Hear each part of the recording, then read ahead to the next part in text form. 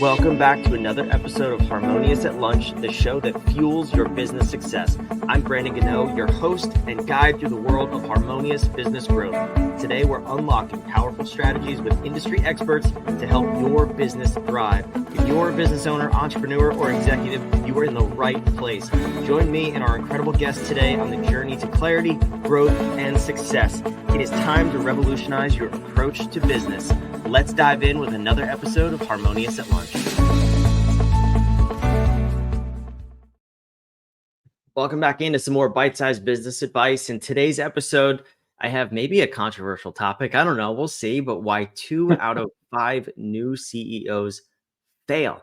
That's right. 40% of new CEOs fail. Interesting stat. I've never heard that before, but I have an amazing guest with me who's ready to unpack that and hopefully give us some new tips on how to lower that number. Let's make new CEOs successful. And for small business owners too, these principles will absolutely apply as you grow and scale your own company. We'll take the corporate model, see what works there, and bring it down to our businesses. But I'd like to welcome in David Roche to the show. Thank you for being here and welcome in.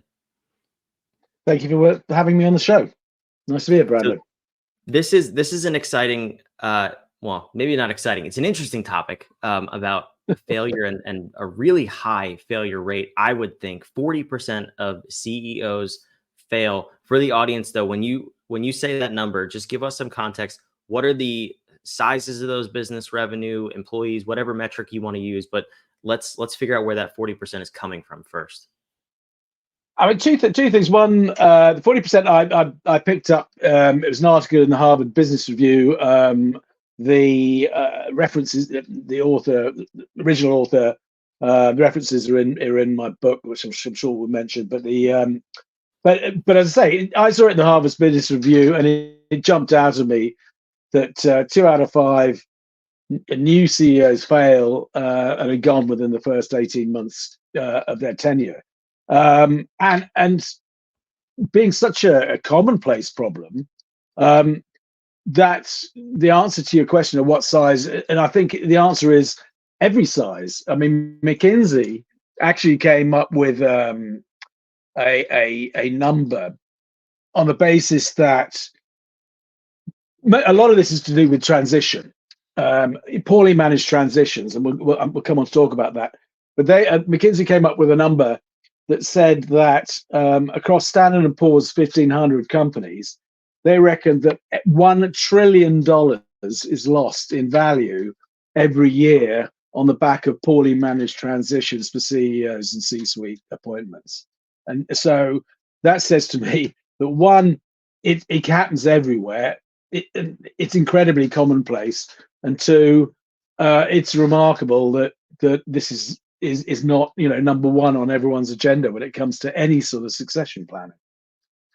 Yeah, that's so interesting. And I'm also thinking, okay, so 40% you said within 18 months, that kind of lines up with the small business failure rate. I think as small business owners where we've made this our career, our livelihoods, we tend to stick it out a little bit longer.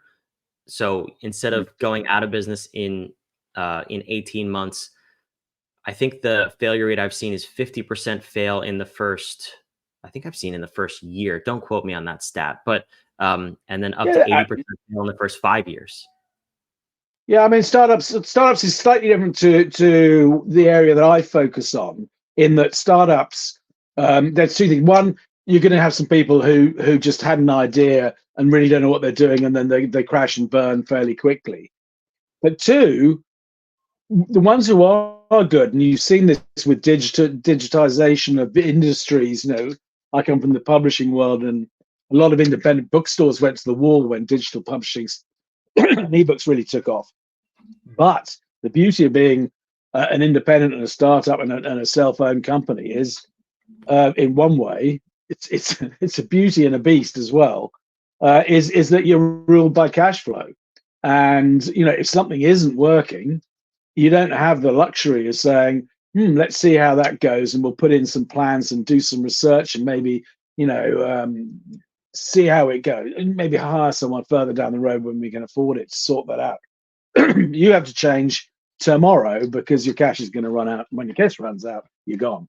So that urgency does bring a slightly different perspective to action that corporates may not have, and therefore the lingering death is potentially there.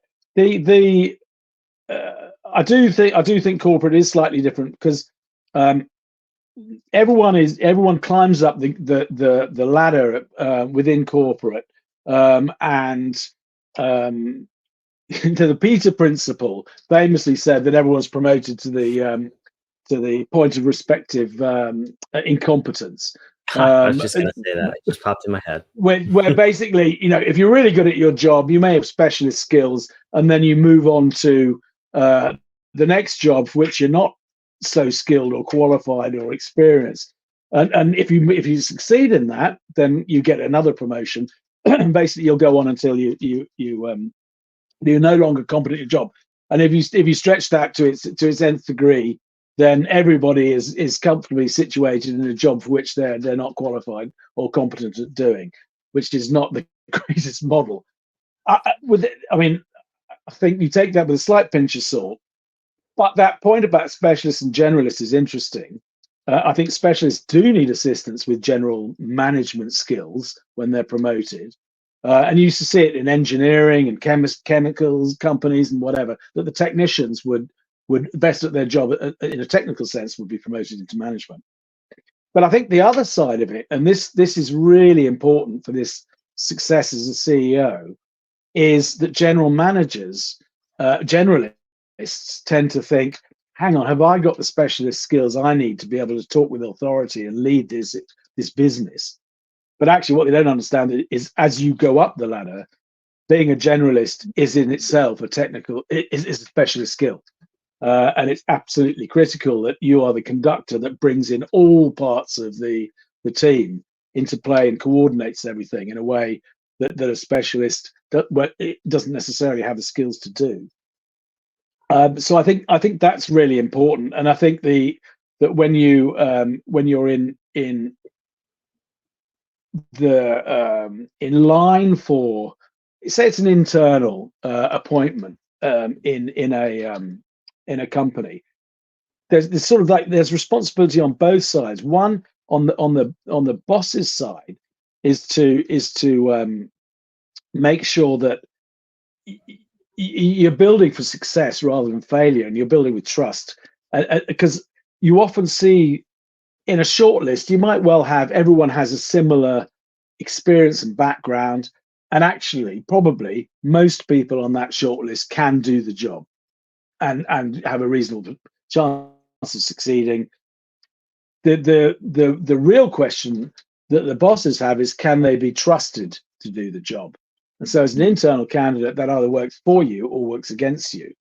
But that's the real key, which is why it's important those people aspiring to be a CEO from the internal side, if they're really good at what they do, they need to be building their own succession plan for who's coming in behind them, just as importantly, because if it's 50-50 between the internal candidate who runs a absolutely hot department that delivers incredibly well, and an outsider who can come in without disturbing what might happen behind, in terms of backfilling that important person internally, it might well go to the external person, because again, I don't want to move that person internally, because there might be a cost to doing so.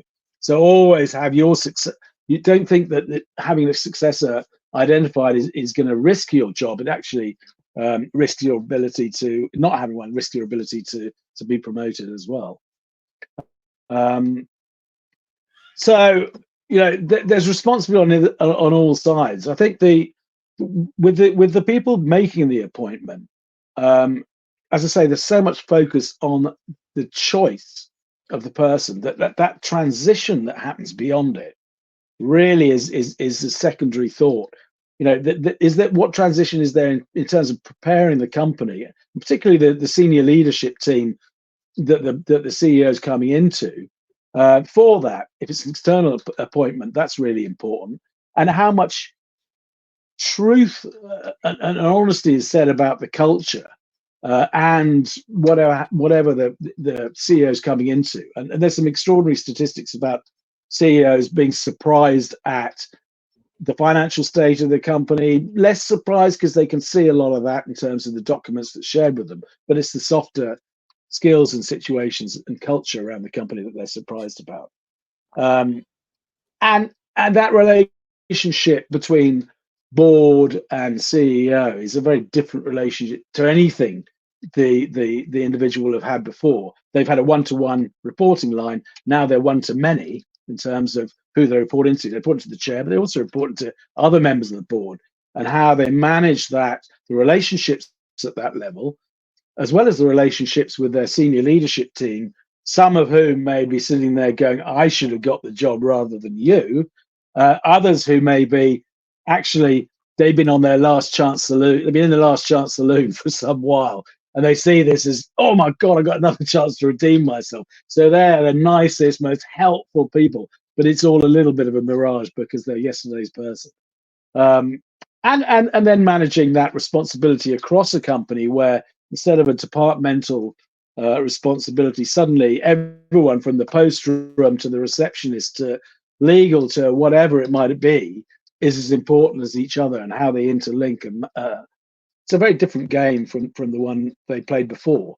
And I think that anyone aspiring, again, as you're coming up the ladder, you need to be showing that curiosity about other departments and how everything integrates and interdependencies as you go up the ladder. And also in that trust thing, ask your boss what their biggest problem is, and say, I'm going to become an expert and look after that. Or when it comes to, can you be trusted to do the job, that's the sort of thing that goes, oh my God, this is the dream person you want working for you or leading the company, because they take on the difficult things, and they didn't know necessarily anything about them before, but they've grasped it, learnt it, and solved, and they're a problem solver. How you position yourself in these relationships is really critical. Then also there's the external relationships within the industry, with the trade press and with national press, if it's appropriate, about how you position yourself. And that's often how the company's perceived. And that'll make the difference between whether you can hire the best talent in the industry to come and work for you or your company, rather than just the company. If you think of the inspirational leaders, the Steve Jobs, Richard Branson, or whatever, there's lots of people who would go and work for their organizations on the back of them, rather than necessarily the company that they work for. Yeah, I mean, there's so many different points there that you touched on. I'm curious though, the big number that you mentioned in the beginning of this episode was $1 trillion in estimated losses. Where do you think the bulk of that will come from in a transition? Like what's making up that $1 trillion loss?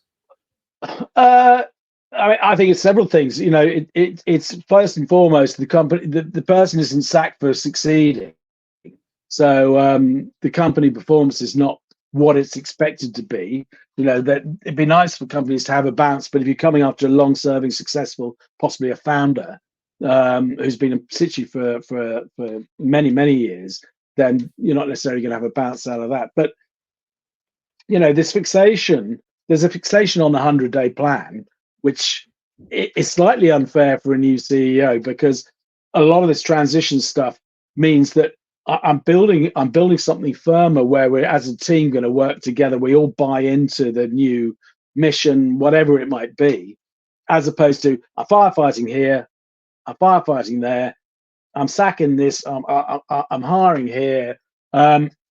Really interesting. There's I'm slightly deviating from the question, but I think this is interesting. There's a slight cognitive dissonance between two viewpoints when you ask CEOs to look back at what they might have done differently, because they often say, particularly going into a slightly different company or industry, I wish I'd listened more, so that I've taken into account things. So when I come up with a strategy, I know pretty much that this is going to be signed off by everybody, and everyone's going to engage with it and drive it, because I've done my homework. I've talked to enough people and I've built trust by listening to people's views. Um, but then, on the other side, they also say, "I wish I'd trusted my intuition more," and that we didn't move fast enough necessarily. The one thing that people tend to do is make changes within their senior leadership team quite early, and actually that's always seen as something positive when people are looking back. Sometimes maybe a bit earlier, but that's not the issue. It's trusting their own intuition. I sort of knew that was the case. I guess there's a difference between saying I know it's the case just from a hunch before I started with the company, and I ignored the feedback that I've been listened to. But there is some dissonance between those two. Then there's the performance of the company in the first 18 months. Then there's the hiring time. Then there's the hiring again. So presumably that performance of the company doesn't actually correct itself 36 months or more on the basis of the influence of the new CEO anyway. But there's also that. I mean, on the personal basis, the hiring cost and the ability to hire and the ability to retain staff. As soon as there's a wobble within a senior leadership team, other companies are in like sharks to get the best people there to say, "Are you happy there? You've been passed over once for a CEO role there. It looks like you're going to be passed over again because it hasn't been given to you. They're going outside again. We can offer you a fantastic package and a better prospect." So you can use your best staff, and I mean the cost of recruitment is enormous anyway. So I one CEO I in the financial services, it cost £180,000 to sterling to recruit him, and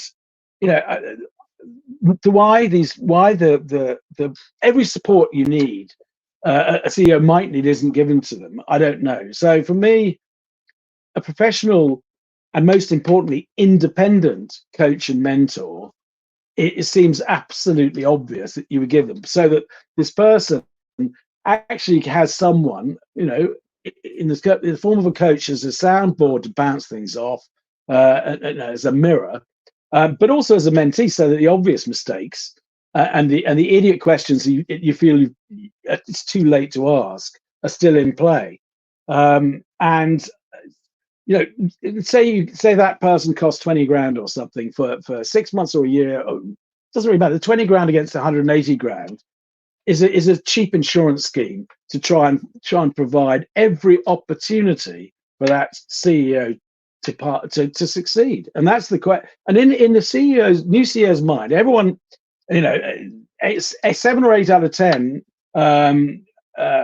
new leaders have some doubts about their own ability. And this may be imposter syndrome at one end of the scale to just some reason for that. I'm more worried about the 2 out of 10 who have no doubts. I think they're the outliers. It's slightly strange. And that's if you think about what that means, you come in, you've got this political game. You've got all this new territory that you're not used to working with in terms of the scope of your role. You put on a mask which says, "I am supremely confident. I am hugely experienced. This is not a problem." And so everyone looks at you, takes that at face value, and says, "Great, we've hired well as the board. Great, we've hired well. We'll leave them to it. Fantastic." And the company is sitting there going, "Gosh, they look like they don't need any help. I'm not going to offer too much or ask any questions because this person looks like they don't need it or they won't welcome it." So you've got that double down effect of, "I'm a bit anxious. I could do with some help and some honest conversations, but actually no one's going to open up to me because I don't look like I want them." Yeah, that's interesting. I agree with you. The 2 out of 10 are probably more scary than those ones who do doubt to some degree their ability or what they're doing. Very interesting dynamics. Yeah, we had a prime minister for 49 days last year that showed a great example of that. I can't speak to that as I am not caught up on international politics, but I can tell you at the time, at least this episode airs, we have a new president here in the United States. Hasn't been inducted just yet, but yeah, interesting times all aboard, and we'll see how that goes. I think a lot of those principles that you're talking about carry over to that role, and also I mentioned our audience is predominantly small business owners and entrepreneurs. The same thing applies when you are the leader of a company. Like, you have to invest in your own success and have someone in your corner so you can ask those stupid questions, as David said, because that's the only way that we're all going to get better. Yeah, I mean, being able to ask the question and having that immense trust that someone is unconditionally on your team for you is so critical, rather than has an agenda that actually is for their own career or for whatever other reason.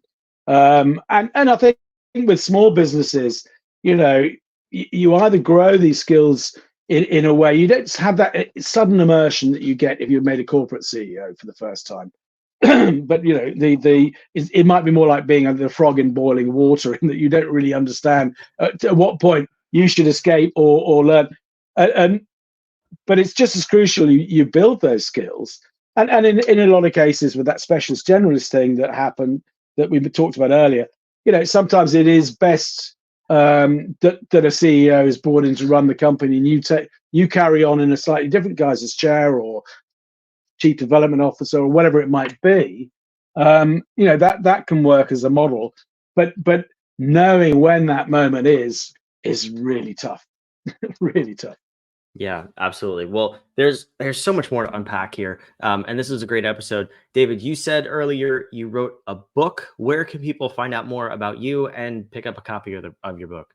Okay, the book is called Become a Successful First Time CEO, and it's available on Amazon. So it's published in the UK, but it's available on Amazon.com as well, and probably orderable from bookshops as well. And there's an audio book and an ebook version as well. And yes, you've got on Brandon's side of the screen is grayareacoaching.com, which is the website for the coaching business that I have. And there's lots of information there, and contact details, and under the media tab, lots of interviews and specific articles and stuff. So loads of stuff there. Fantastic. All right. Yes, all of that, link to the book, link to the website down in the show notes below, wherever you're watching or listening. David, thank you so much for being here. This was a great conversation. Thanks, Brandon. I really enjoyed it. And for those of you watching, listening, we appreciate having you too. Make sure you go subscribe. We love putting out these episodes every single day of the week to help you grow your business, adopt a new mindset, get out of the box you find yourself in, whatever it is, help you build a more harmonious business and life. We'll see you on tomorrow's episode of Harmonious at Lunch.